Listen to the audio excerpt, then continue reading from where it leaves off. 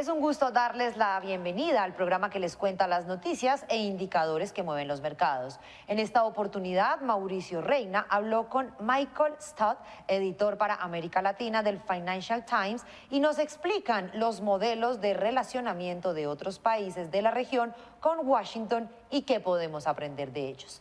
Veamos la entrevista. Y una de las circunstancias más relevantes para Colombia en las últimas semanas y seguramente en los próximos meses va a ser su relación internacional, su ubicación internacional, la relación con Estados Unidos, entre otras cosas. Por eso tenemos con nosotros el privilegio de contar con Michael Stott, quien es el editor para América Latina del Financial Times, gran conocedor de Colombia, ha vivido en Colombia y nos visita en este momento. Michael, bienvenido a BTG Pactual al aire. Muchas gracias, Mauricio. Un placer estar aquí con ustedes.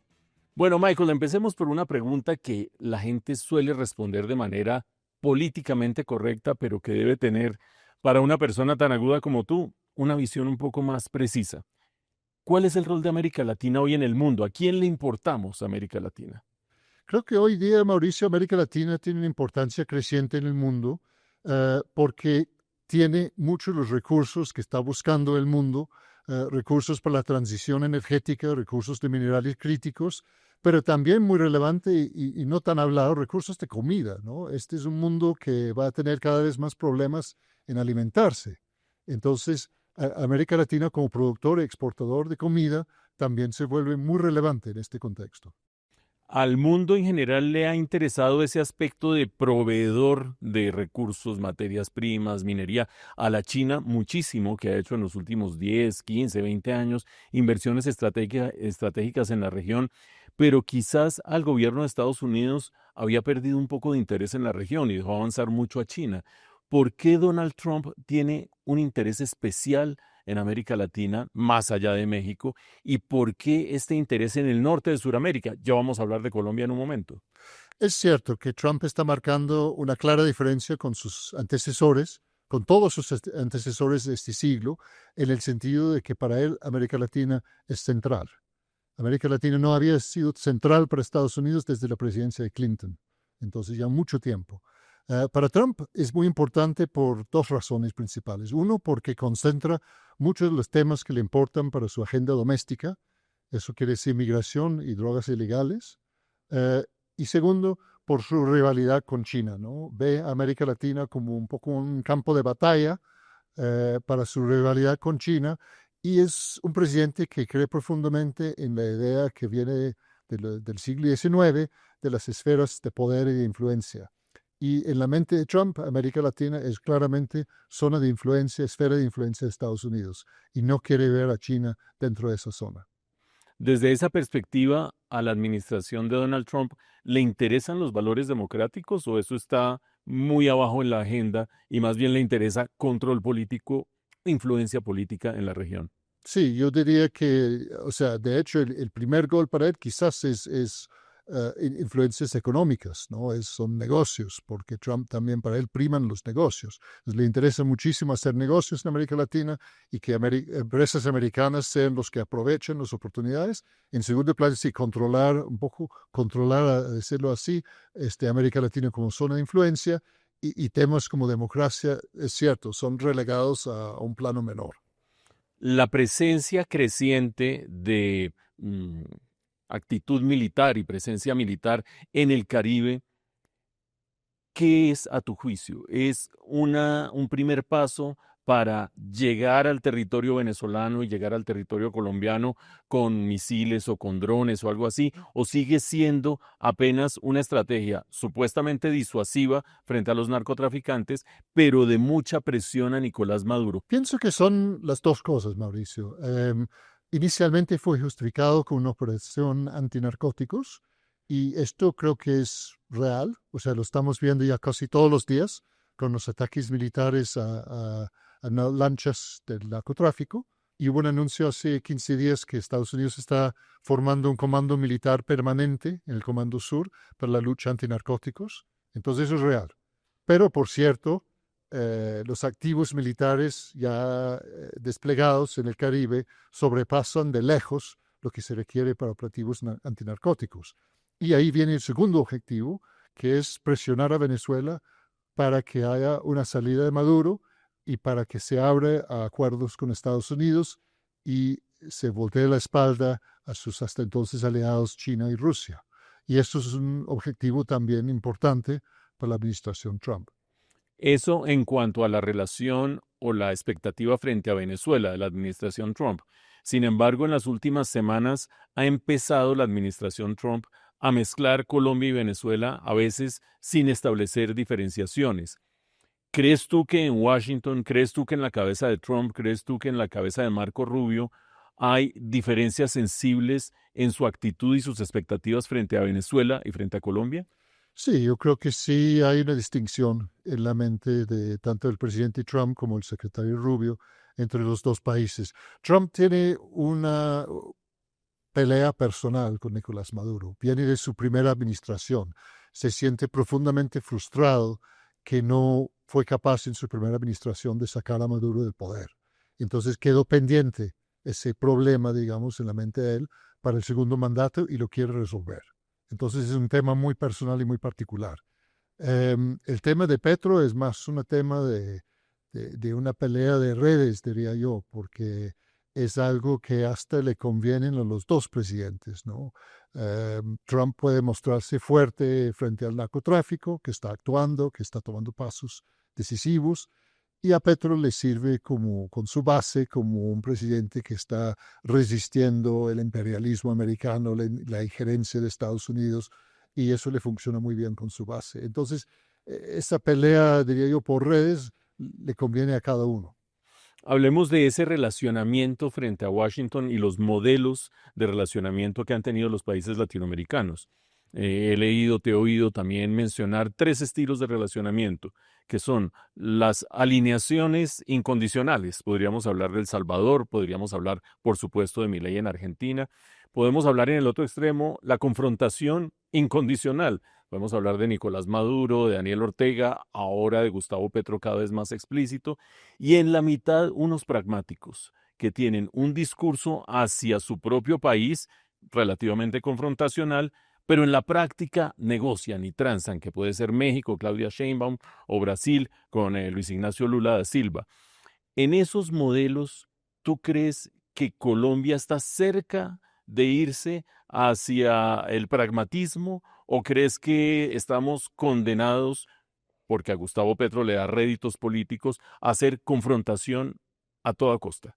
En este momento, Mauricio, sí parece que Colombia está mucho más empeñada en seguir el camino de la confrontación, precisamente por eso, por los réditos políticos que le da a Gustavo Petro. Pero sí destacaría que es más, en el caso de Colombia, hasta ahora al menos, una batalla de redes. O sea, la amenaza de tarifas contra Colombia no se ha cumplido. La ayuda antinarcóticos y de seguridad, según entiendo, sigue, se mantiene, y la colaboración militar y de inteligencia, que es muy importante para Estados Unidos, sigue ininterrumpido. Entonces, uno podría suponer de la pelea pública y de las sanciones personales contra Petro que todo se está rompiendo, pero en la práctica es un poco diferente, es un poco menos dramático de lo que parece. Y en Washington, Michael, logran identificar cuándo cierto tipo de presión le ayuda políticamente al contradictor o no logran diferenciar y más bien están ayudando a fortalecer gobiernos con los que no simpatizan. Creo que es algo que se está evolucionando en esta administración. Quizás están adquiriendo una mayor sofisticación en la forma en que tratan los gobiernos latinoamericanos con base en experiencia. Y se ha visto en el caso de Brasil claramente que la estrategia de presionar fuertemente en el caso de Brasil fue para que no se enjuiciara a Bolsonaro, no funcionó, dio todo lo contrario, o sea, causó una ola de simpatía por el presidente Lula y entonces Trump se echó para atrás, modificó su postura y indicó una disposición de negociar con Lula y ya se sentaron los dos en Malasia hace un par de días y están negociando. Entonces Trump también hay que recordar, Trump es un pragmático, es un hombre de negocios, le gusta cerrar acuerdos. Para él un acuerdo siempre va a ser más rentable que un no acuerdo.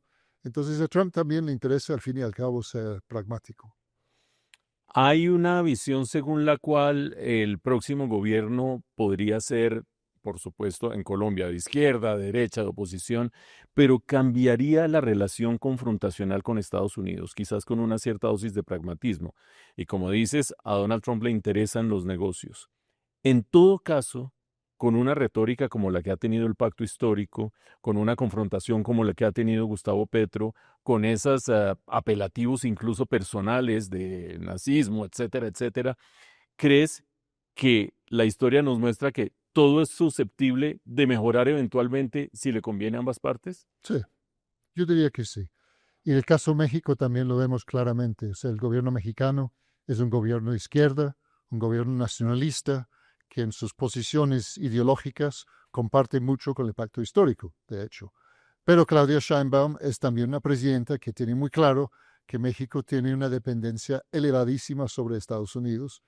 Más del 80% de sus exportaciones van a Estados Unidos. No puede vivir sin el mercado americano. Entonces, en privado, es una presidenta muy dispuesta a negociar con Trump y de darle la gran mayoría de lo que está pidiendo en privado. En público sigue marcando sus diferencias.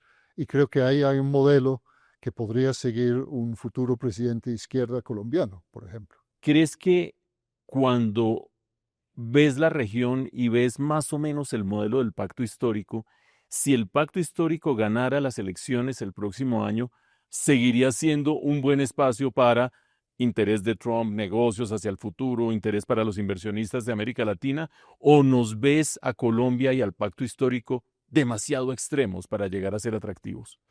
Creo que mucho dependería del eventual candidato del pacto histórico, si termina siendo efectivamente Iván Cepeda, esa persona o otra figura, sí podría entender que ahí el pragmatismo podría dar frutos mucho mayores que una estrategia de confrontación.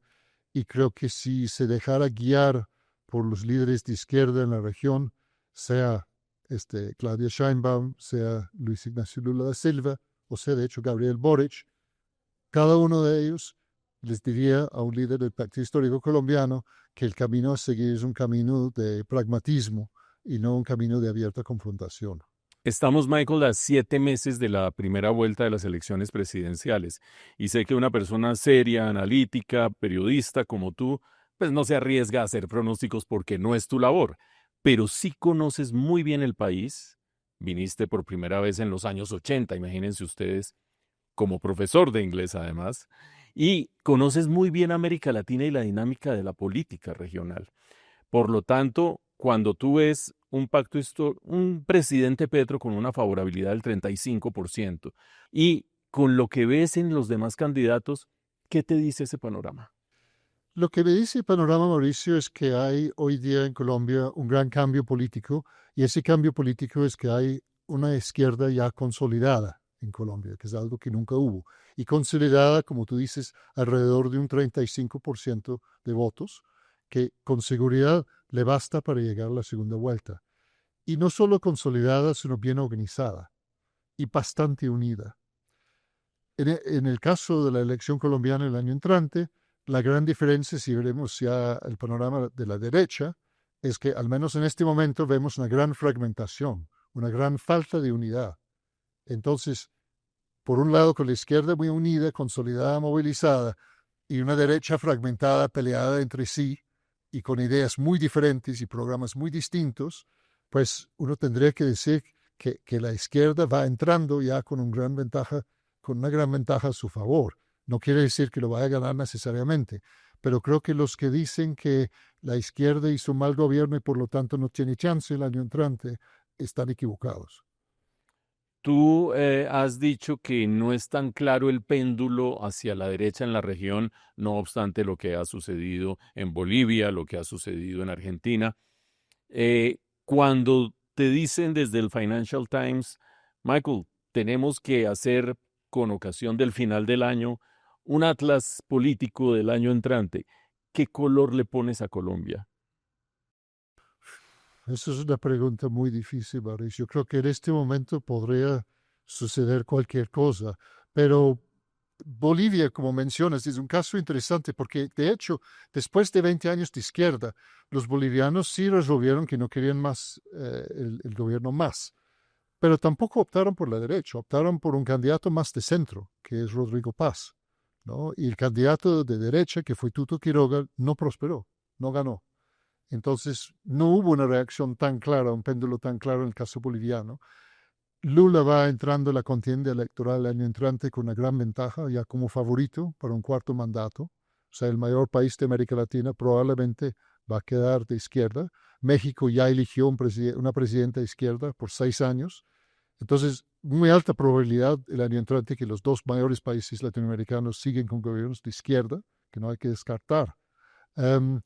Y bueno, el caso de Argentina, Milei sigue en un endoso, pero es un endoso, yo diría, condicional del electorado. Va a tener que mostrar resultados el próximo año o dos para convencerles que vale la pena reelegirse, o si no, va a ser otro el que gane en Argentina. Y en Colombia sí, creo que está todo sobre la mesa para jugar.